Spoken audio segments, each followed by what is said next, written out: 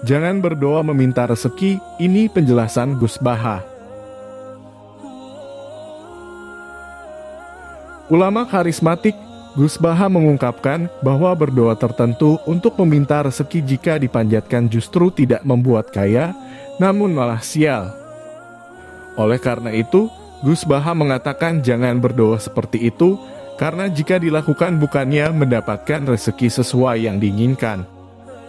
Tapi sebelum lanjut, terima kasih bagi Anda yang sudah klik tombol subscribe dan like.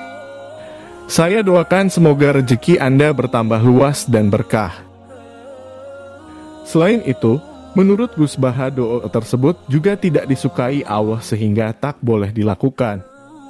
Doa meminta rezeki yang seperti apakah yang dimaksud Gus Baha?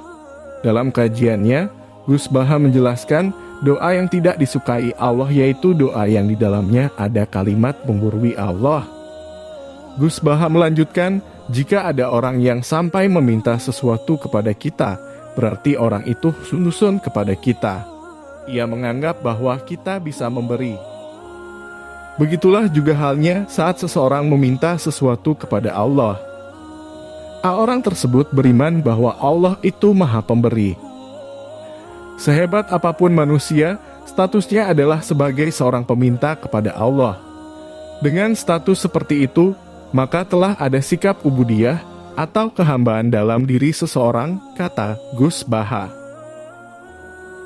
Berdoa bukan menggurui, oleh karena itu, lanjutnya seseorang harus menanamkan sikap kehambaan dan tidak boleh menggurui Allah dalam berdoa. Doa menggurui Allah itu nggak boleh. Kalau doa itu menghamba. Menghamba itu artinya ya kalau Allah mengabulkan, ya monggo. Enggak, ya enggak apa-apa. Orang kita ini minta itu sudah bukti kita mengakui Allah itu pemberi, ucap Gus Baha. Menurut Gus Baha, sikap kehambaan saat berdoa bisa ditunjukkan dengan ikrar, ya Allah saya ini lemah. Bisanya minta dan Engkau yang maha kuasa bisanya memberi.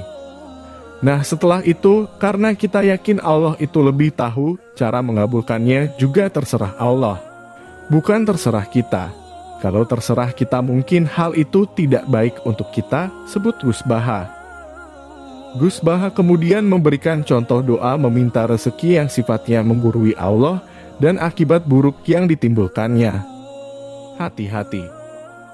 Doa bisa membawa kesialan. Contoh doa tersebut dapat dalam kisah dari kitab hikam yang kerap ia sampaikan. Pada zaman dahulu, ada seseorang yang bekerja menjadi tukang angkut barang di pasar. Setiap hari, orang tersebut bekerja untuk mengangkut barang di pasar. Setelah mendapatkan upah sebesar sepiring nasi, tukang angkut barang tersebut lalu pulang. Ketika pulang, tukang angkut itu kemudian berdoa kepada Allah, ya Allah, saya ini kekasih-Mu. Fokus saya itu hanya ibadah, tapi gara-gara saya miskin harus kerja. Singkat cerita, tukang angkut itu berdoa lagi, ya Allah, saya ini ingin dapat rizki yang gak usah kerja. Setelah berdoa seperti itu, suatu saat, dia dicurigai orang menjadi maling kemudian dipenjara. Dalam penjara itu, ia setiap hari mendapat makan. Kemudian tukang angkut barang itu bertanya kepada Allah mengapa ia dipenjara.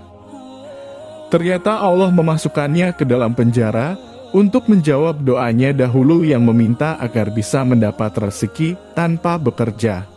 Di dalam penjara itulah, ia tidak perlu bekerja namun bisa mendapatkan rezeki, yaitu diberi makan setiap hari tanpa kerja. Bukannya kaya, orang tersebut malah mendapat sial karena masuk penjara akibat doa meminta rezeki yang sifatnya menggurui Allah. Semenjak itulah, tukang angkut barang tersebut lebih berhati-hati saat berdoa. Oleh sebab itu, Gus Baha pun berpesan agar kita tidak mudah mengucapkan doa seenak kita sendiri, meskipun doa itu bermakna baik. Semoga bermanfaat dan mencerahkan kita semua.